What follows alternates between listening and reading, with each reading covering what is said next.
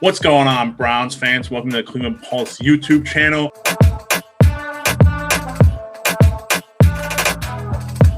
What's going on, everyone? Welcome to the Cleveland Pulse YouTube channel.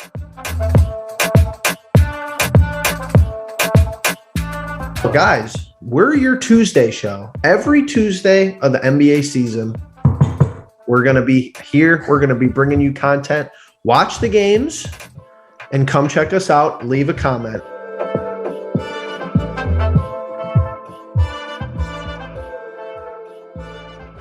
Welcome to the JP Podcast. I'm your host, John. I'm your co-host, Tom. And today we have a nice little interview. We're going to bring on another set of podcasters, and they have a nice little show. They're called the Cleveland Pulse. And actually, one of them is a friend of my son's. They're both friends of my son, but my youngest son had said, I got a buddy. He's got a podcast. Why don't you check it out? So checked it out, and I like it. And I actually forward the podcast over to Tom, and Tom said he likes it too. It's a sports podcast, and for me, I'm not real big into sports, but I do know the local teams and everything like that. And that's about all I follow. Tom's more of the sports guy, but reached out to them and started talking to them, and they agreed to come on. I'm looking forward to this. You?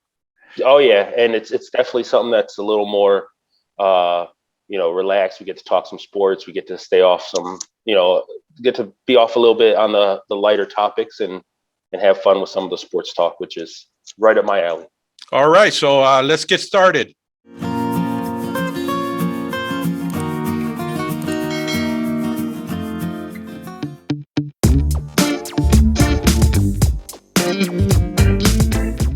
Welcome back to the JP Podcast. We're here with the Cleveland Pulse, and one is Justin and one is Jeffrey, and reached out to them, and they said they would do the show, and I'm very excited about it. So welcome aboard, guys. How you doing? Oh, doing great. Thank you for having us.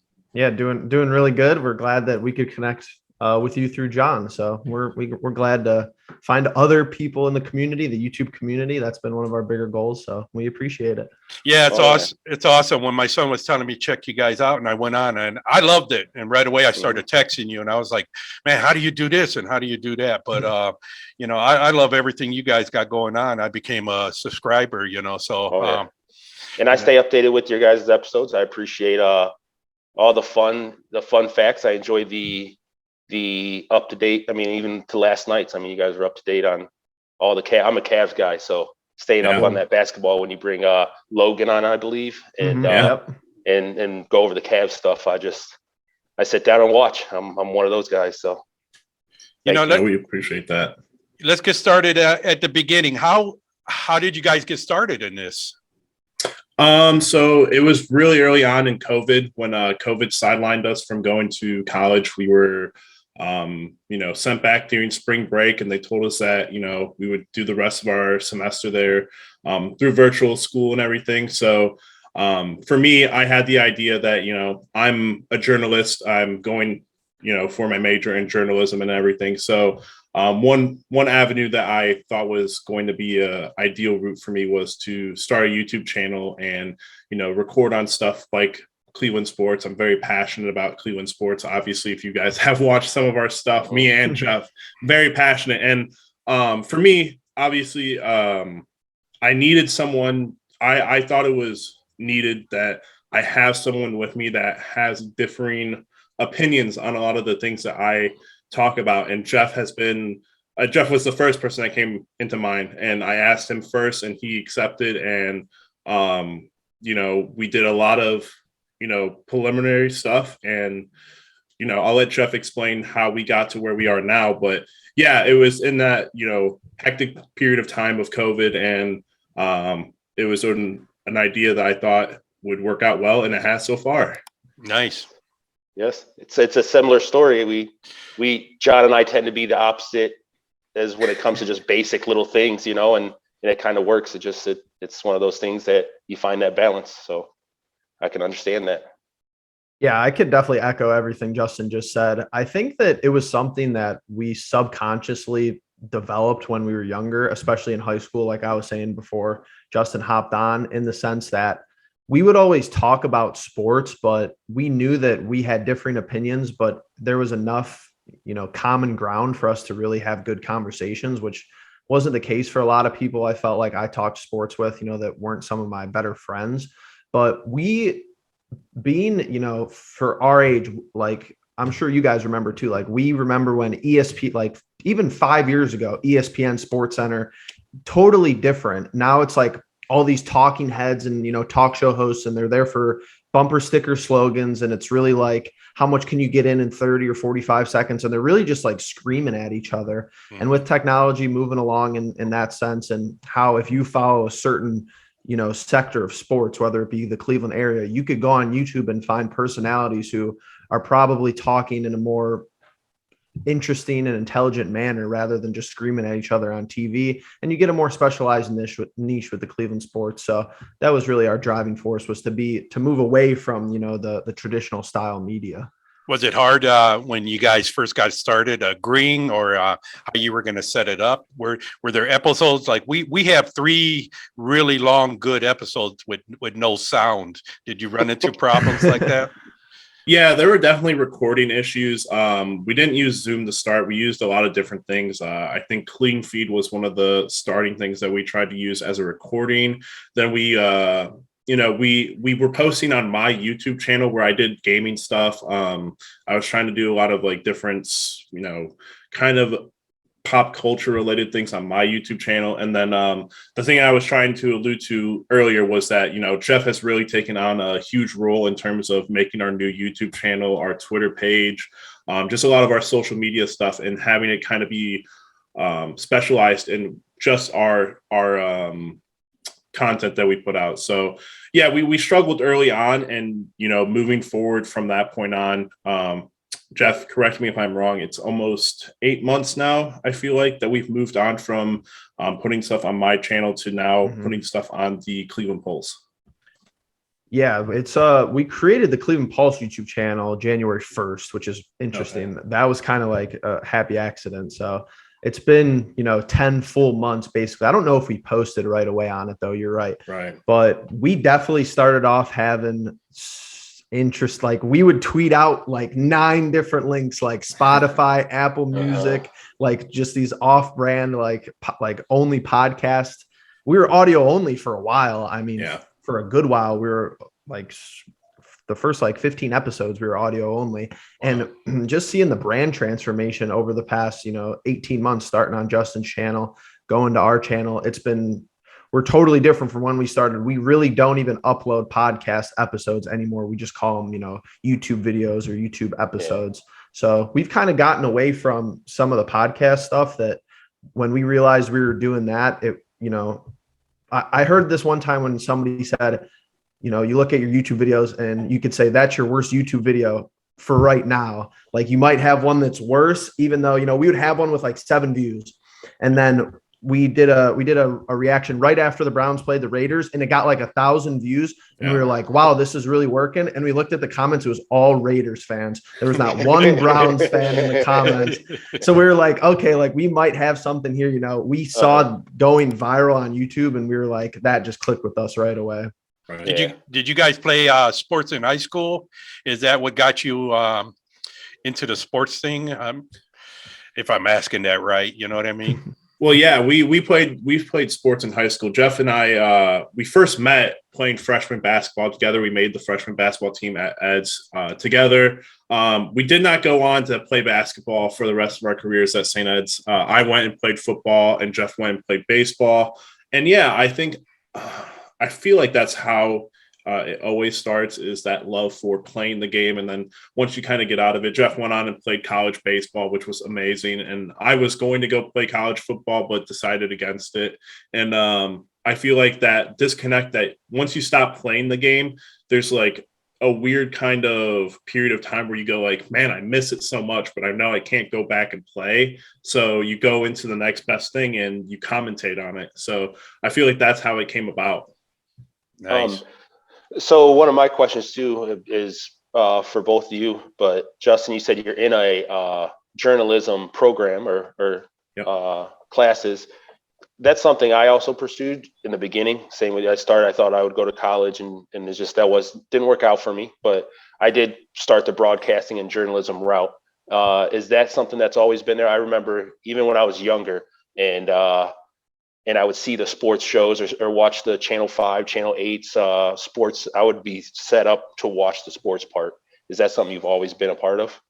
Yeah, it's just I feel like a lot of the commentating that you hear, if you guys are big Cleveland Browns fans, obviously Jim Donovan has been the voice of the Browns for forever, and he has done such a phenomenal job. And if you listen to some of his callbacks during games, like big time games, the Baker Mayfield, going and getting the 4 yards for the first down off of a little like play action run, the calls give me goosebumps, and for me that's just super special for the sports side of it. Obviously I want to take my route in, and again I'm finishing my last semester of college, so I'm still figuring things out. Don't know exactly where I'm going to go, if I'm going to go into sports or a more pop culture related area. But yeah, I mean, commentating has just always been something that I find to be very exciting, and you can make it your own kind of fun for everyone else listening. And Jeffrey, kind of the same. Were you always into the broadcasting? The broadcasting is interesting to me, and this is where I really think Justin and I work, because we come from two different angles of the same, side of the ball, so to say, in the sense that I've always, I grew up with some of the more famous names in Cleveland in sports broadcasting, like Justin said, with Donovan, but also, Joe Tate, legendary. Tom Hamilton over with the Indians is someone who I grew up listening to almost every day in the summer. So I've always liked people as a part of like the sports team's brand. And I've always been super critical of people who maybe weren't a part of Cleveland sports, but you see on the mainstream channels. And, I'm always watching and armchair commentating for the most part. And when I went off to college, the basketball team, their color commentator was graduating when I was a sophomore. So I actually did color commentary for the basketball team for where I went to school for a couple of years.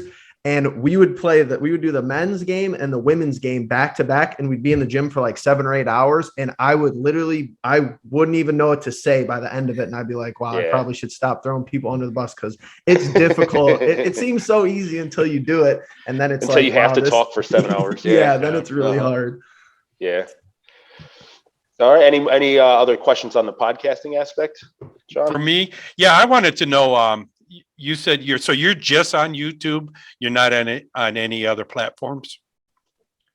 Yeah, we used to be on a lot of the more like Apple Podcasts and Spotify and all that kind of stuff. But that's when we were doing our more long formed podcasts. And like Jeff has said, we kind of moved on from that, where we kind of keep our videos now a little bit shorter and a little bit less of that aspect.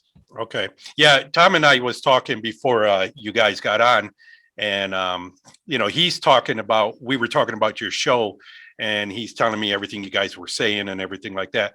I wasn't listening to what you guys were saying. I'm watching your effects. You know what I mean? And actually Jeffrey did a point one time. I was like, damn, that was pretty good, because I wouldn't know.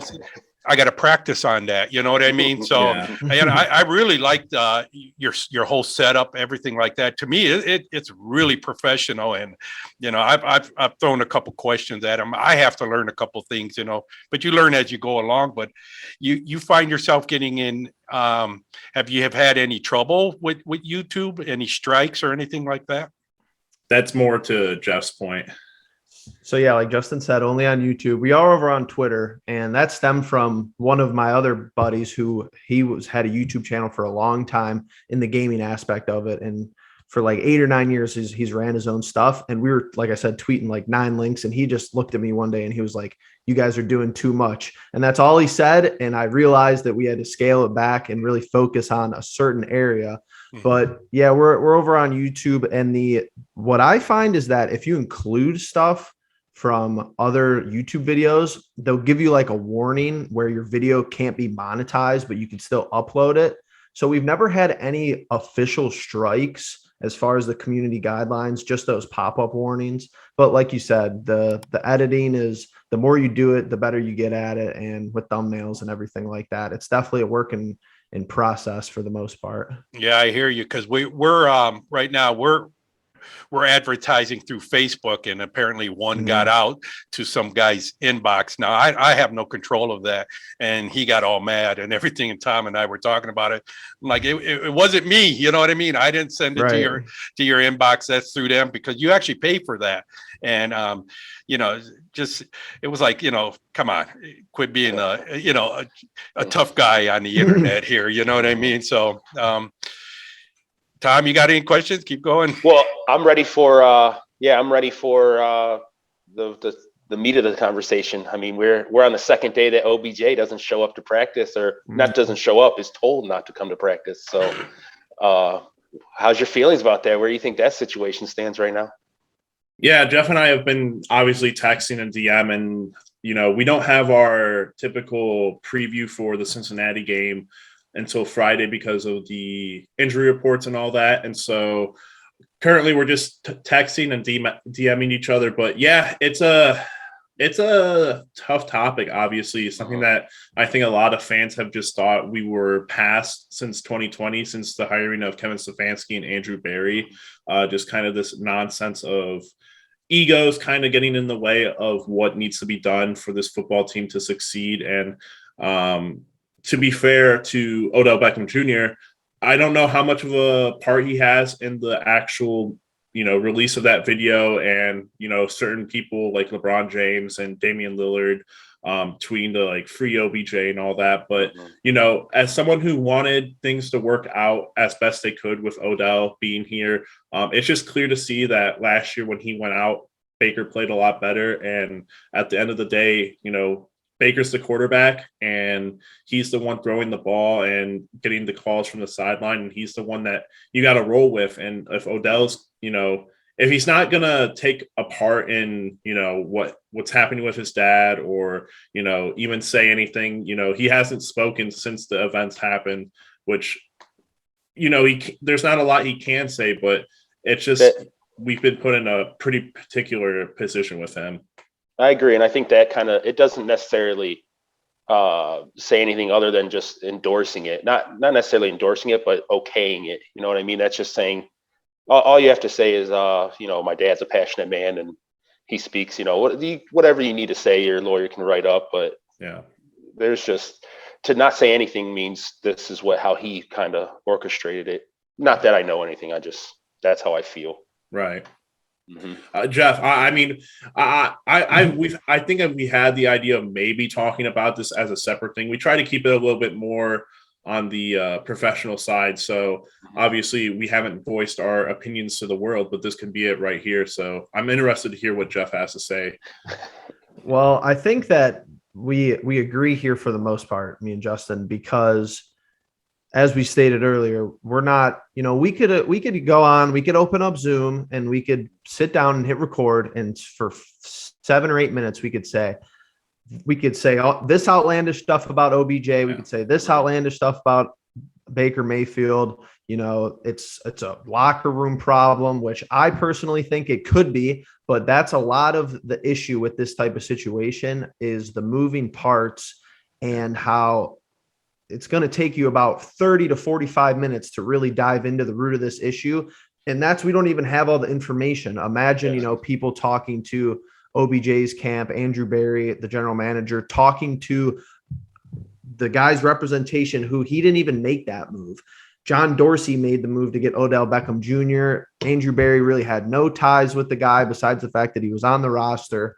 So it's to the point where if you think that it's only OBJ's fault, I can't buy that. If you think it's only Baker's fault, I can't buy that. If you think that there's divide in the locker room, I'm going to have to see more evidence for that. If you think that the coaching scheme isn't there for Odell Beckham Jr., I can't agree with any of it at this point. So it sounds like a basic, no comment answer for me, but I just think there's too many factors going on to really figure out what the issue is, especially when the guy hasn't even said anything. Like you said, it was his dad. So I can't, it's so disappointing at the end of the day.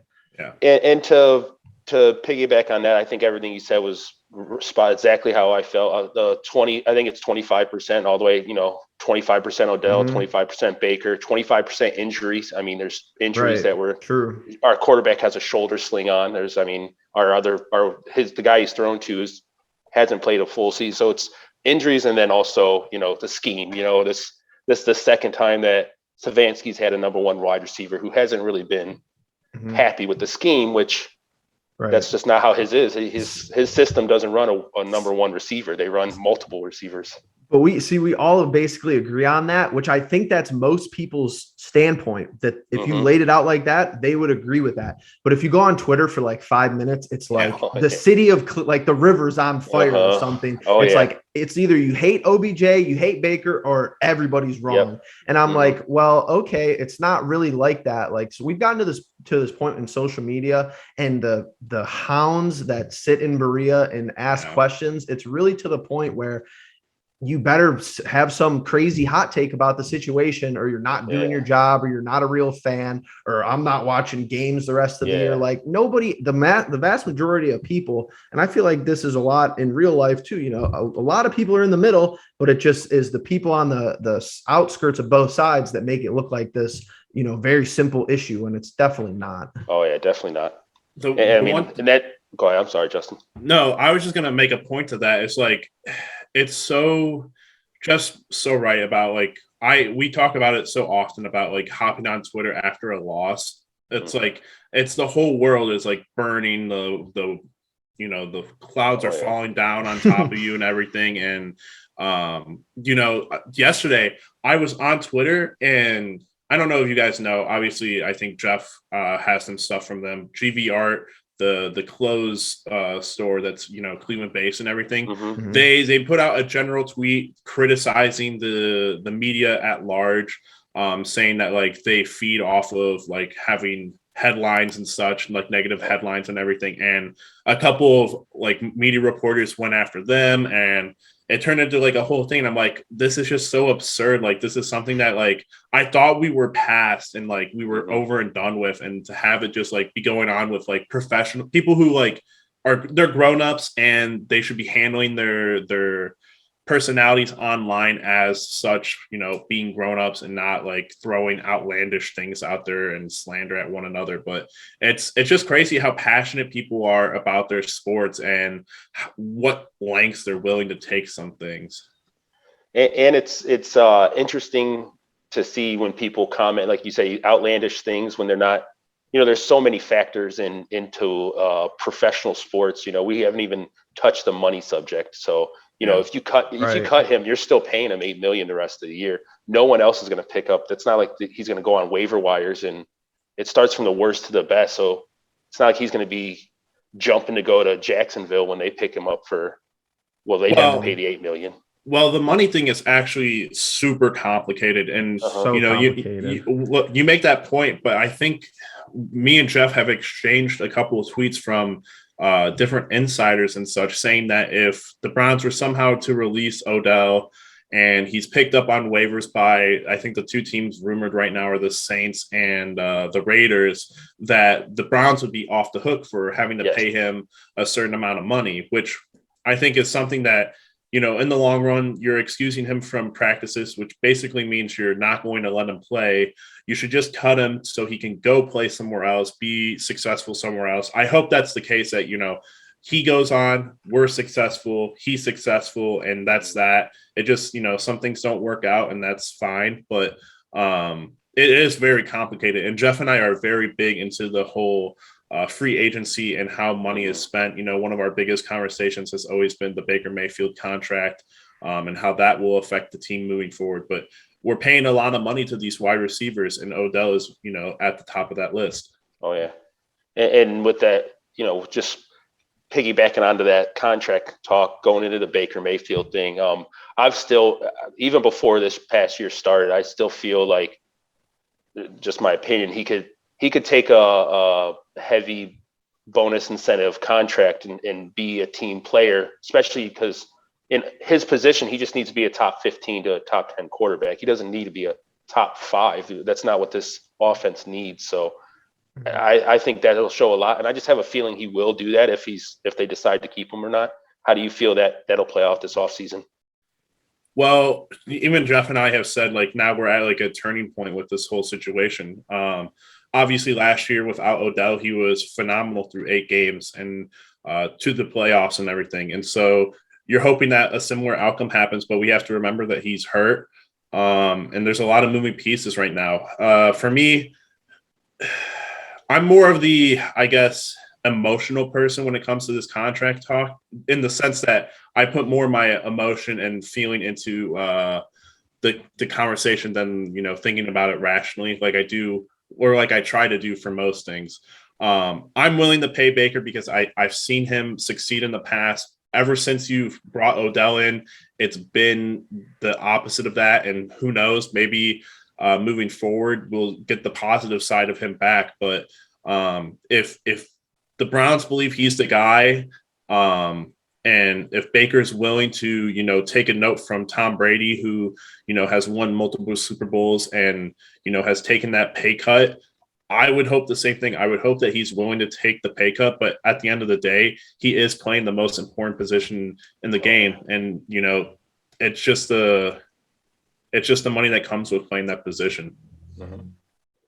Yeah, another one of these issues where even Justin and I don't do probably the greatest job. Even if we upload a 20 or 25-minute video talking about it, it really does get boiled down to, should the Browns pay him or should they not pay him?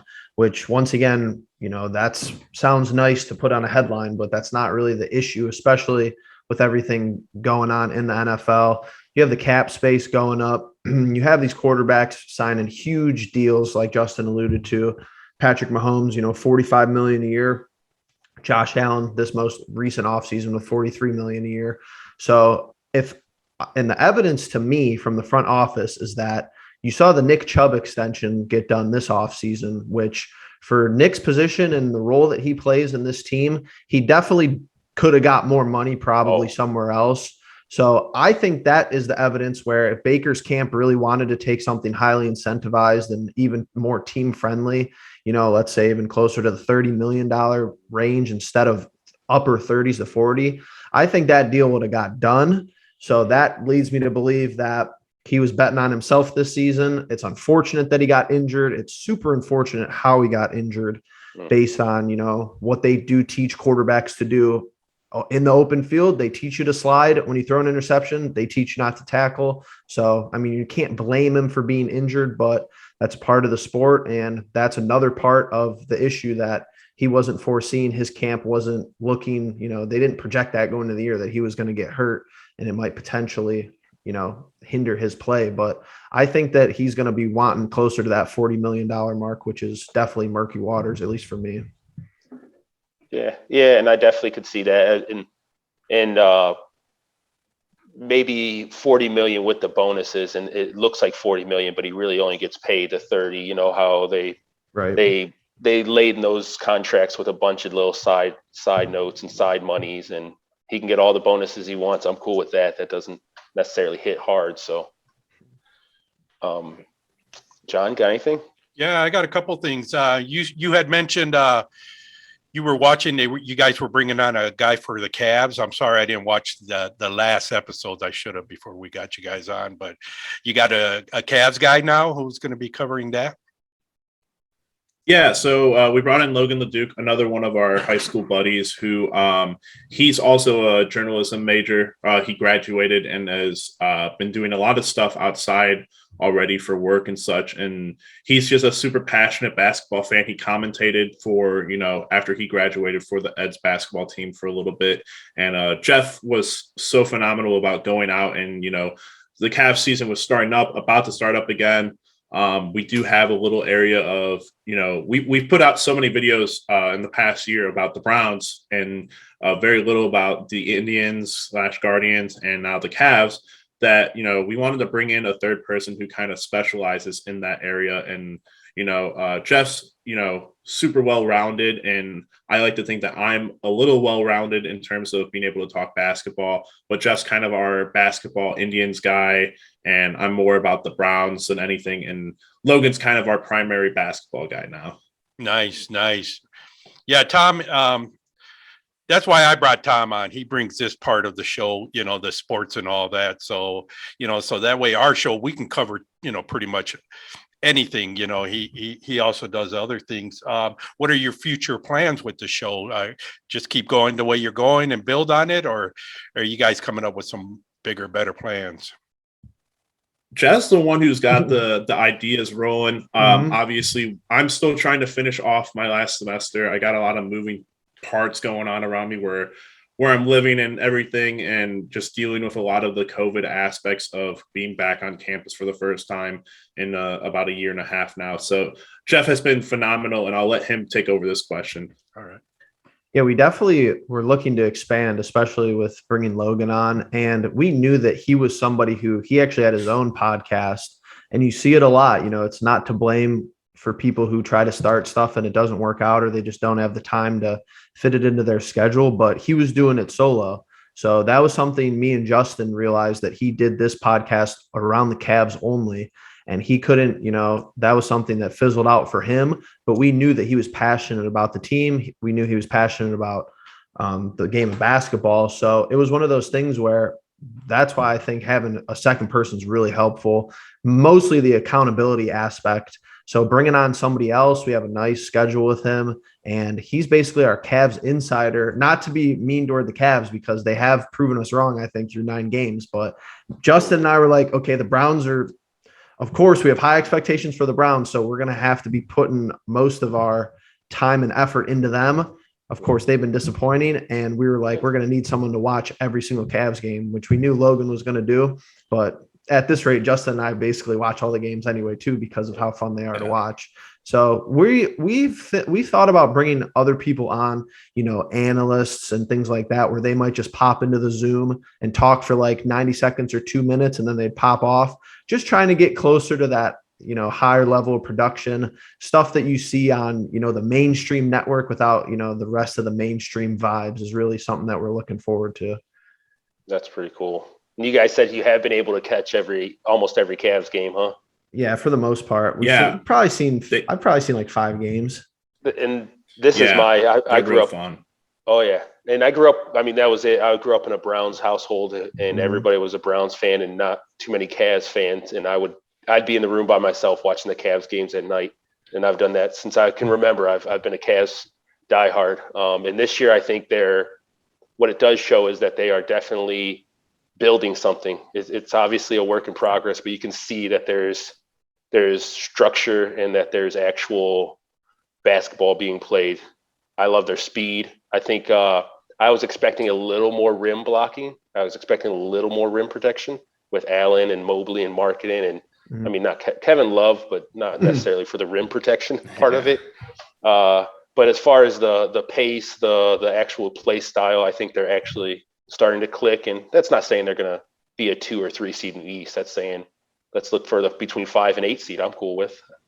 How do you guys feel? Yeah, and they played really well, and I think last night is a huge testament to just how well this team has been, gelling together and being coached together. Obviously, the Portland Trail Blazers, a team that's been in the playoffs for the Western Conference for a very long time. We're down Okoro, Love, Markkanen. We had to go into that game and start Dean Wade, who I think a lot of people were expecting maybe Chetty Osman to start. And we came out with the win. Obviously, we didn't start off too hot, but we're able to win the next 3 quarters and, hold on to a win, which I thought was huge. And, they're looking good now. Obviously, last year they did similar things where they looked really good early on and then kind of fizzled out for the rest of the season. But I think this is a different squad, and you have a very good group of guys around here. Mm-hmm. Yeah, I truly believe with Garland, Okoro, Mobley, and Allen as a base, I think that's a really solid young group that you can build on. And one of the favorite things about last night, I got to catch most of the game, not all of it, was the ending and how even on a guy like Dame Lillard, who, we all seen him hit the shot over Paul George, and he knows how to hit big shots. That's what he does. And he comes down, game on the line. You get a switch with a big on him, and Jared Allen does enough to just stay in front of him and put his long arms up and contest the shot, which there's more that I could say for, it's nothing against Paul George, but that was a better shot contest than Paul George had in the playoffs, which is that's all. I mean, even if he would have hit it, I felt like that was a good last second chance for Portland and our defense to step up. So that was good to see. And my question is, I'm going back to the baseball thing when you said Indians/Guardians. How do you guys feel about that Guardians name there? Jeff, you take this one. So I would say I'm the baseball aficionado. I think that's like I keep saying, that's how Justin and I really do. I think that's why we came together to do this, honestly, because for someone, Justin, who was highly recruited out of St. Edward High School football program. I mean, committed to a D1 program to play defense for Youngstown State. So he could tell me what he sees in the schemes and stuff on the football aspect of it on the defensive side. But me playing Division III baseball, just being in that culture every day and seeing how baseball teams have operated my whole life and how it's really more of that, business aspect, I think, of it, which has been talked about a lot more recently. I would describe me and Justin as pretty indifferent about it. I think that it's, the memories aren't going to be lost of the Cleveland Indians. It was a long road for them and a lot of good things to talk about. Also some periods where, of course it doesn't go as planned, but I think it's going to be interesting how they do the rebranding. And for Gen Zers like Justin and I think we were most upset about like the gear and stuff, like the merchandise. Yeah. We didn't like the merchandise. So that just shows you how much we care about it. We were just looking to get our hands on some t-shirts and some jerseys and stuff, but we weren't too thrilled.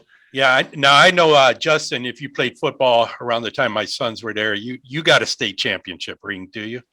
Yeah. I have two. I like to play along with the idea that, I dressed for my sophomore year for 2015 or 2014. I was a part of that state championship, but in 2015, I actually started and played for that whole season and was in that game. And so, me and John, obviously John, Jeff, were great friends. We still hang out now, but football was the thing that I think, like I said, for Jeff and I, basketball was the way me and him connected. But for me and John, it was through football.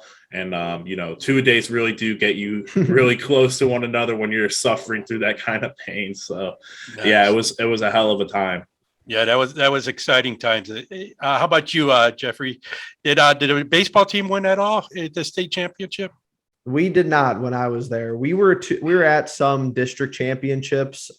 Sadly, St. Ignatius, I hate to say it, got the better of us a couple of the years. Strongsville High School was also pretty good when I was there. They beat us in the district championships, but we always took care of business against, the local rivals, Lakewood and teams like that. So it was a good program for sure. It's definitely one of the more underlooked programs at the school, I think, mostly because of the track record. I believe their last state championship in baseball is 2010 or 2011, but it's one of those weird things where the coaches don't work in the school. So it's like all the basketball coaches, at least when we were there, they were like math teachers or gym teachers, and the baseball teachers had full day jobs and they would just show up there, after work. So it's definitely I think Justin and I saw two different brands of culture when we were there, but I know I credit St. Ed's to a lot of who I am today. And I know Justin's probably very similar. Yeah, it's a very awesome school. And I sent 3 boys through it. So I think altogether I was committed to them for 8 years. And I kind of was talking with one of the finance guys there. And I said, I kind of earned the right, you should make me like an unofficial alumni. I want to hold my finger up when they say their alma mater, because I love the way you guys do that. But, how often do you plan on putting out a show? Are you guys going to go weekly?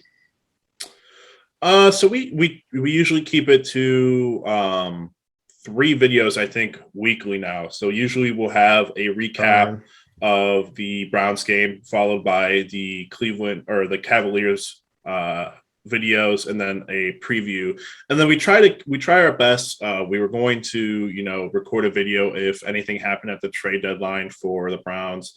We're going to try to record a video for that. We try to stay on top of the breaking news. If we can't, get it out on a video, we try to tweet about it, with Jeff being the head of that. But obviously we're going to try to, I think, continue to push out just as much content as we can. Yeah, I really, really enjoy your guys' podcast. Like I said, I'm looking at it from a technical point of view, and and all the effects you guys have. Excuse me. And I really love your guys' show there. I was telling Tom, I was like, man, they do this, they do that. I even reach out to Jeff. So Jeff's going to be a friend of mine. Yeah.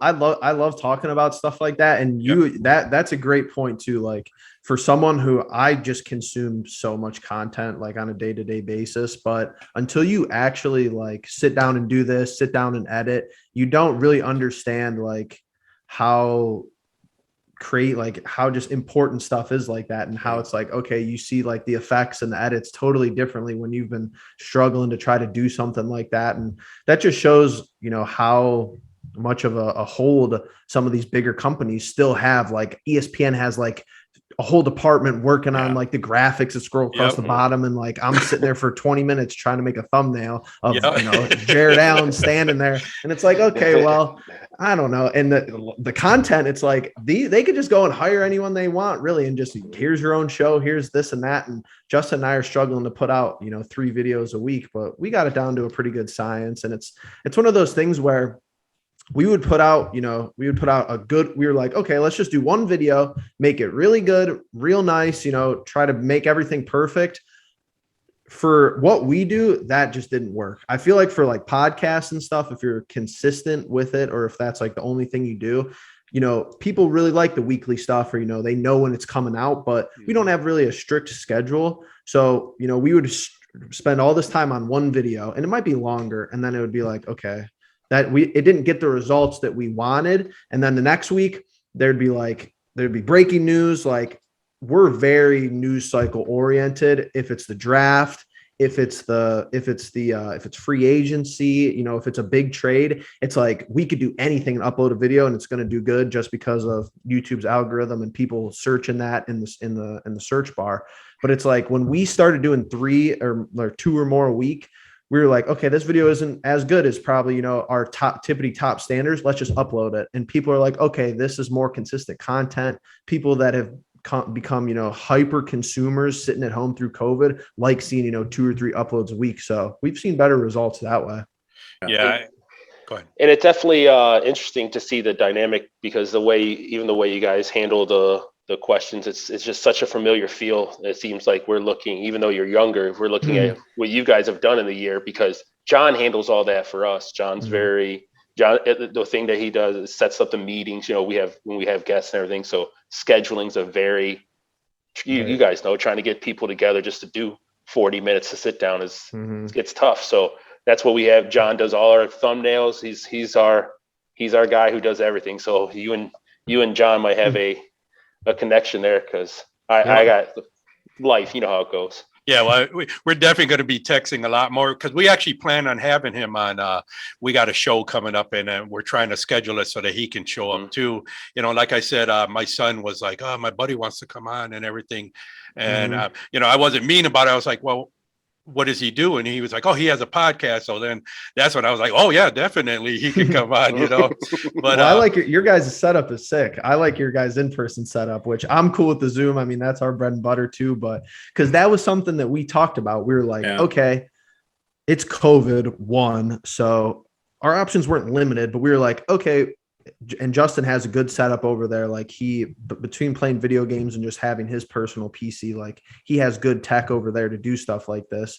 And I was like, okay, we could kind of bite the bullet here and go really expensive and, get the mics and get the, get all the audio technology and do it in person. But we thought that would probably limit us, especially like you said, he's in Columbus right now. I'm in Northeast Ohio. So it's definitely worked out this way the best, but your guys' in-person setup is definitely, that's a dream for sure. Really. I appreciate it.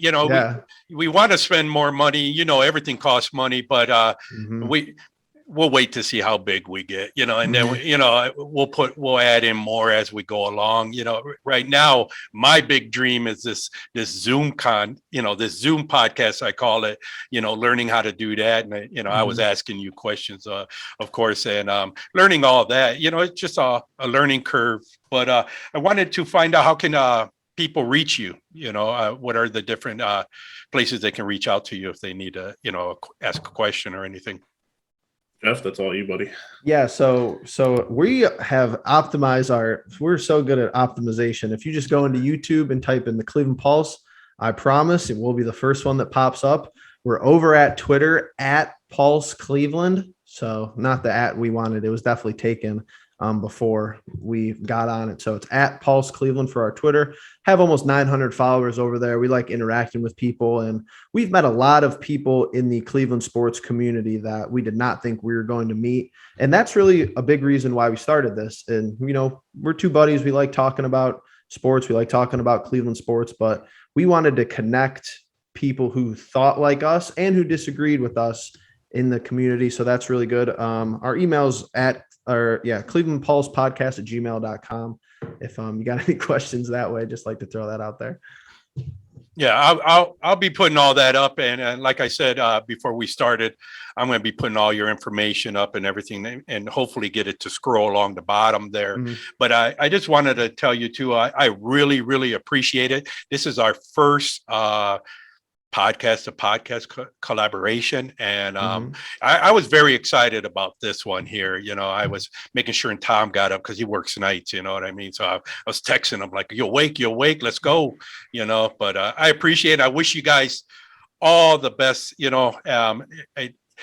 just all the success and everything like that, and I just love your show. I don't know what else to say. Tom, you got anything? No, I once again, I just want to piggyback what he said. It's I watch daily. Even the video yesterday, I was able to knock that one out yesterday and watch it. And we appreciate everything you're doing. We appreciate the help and the advice you guys. You may not know, you've said some things just today, just talking, that I've written down and we'll move forward with. And we appreciate everything you guys do. Thank you guys for having us on. We really appreciate it. Yeah, I appreciate it. And thank you for your time. And we're just going to wrap it up here. I wish you guys all well. And thank you for joining the show. And I hope everybody enjoyed. So make sure if you have any comments, comment there, like and subscribe. And I'm going to be putting their information up there too. And check out the show. I don't think you guys will be disappointed with it. It's a very good show. So you guys take it easy. And we'll see you later. Later, guys.